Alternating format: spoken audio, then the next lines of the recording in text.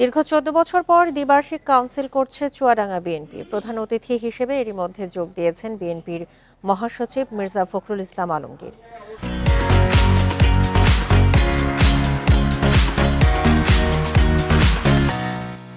সম্মেলন ঘিরে সকাল থেকেই টাউন হল মাঠে জড়ো হচ্ছেন দলের নেতাকর্মীরা। পুরো শহর জুড়ে রয়েছে উৎসবের আমেজ।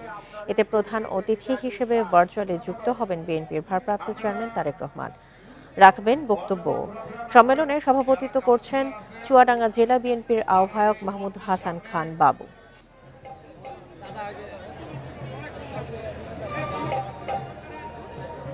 অবস্থান করুন আপনারা যারা কাউন্সিলর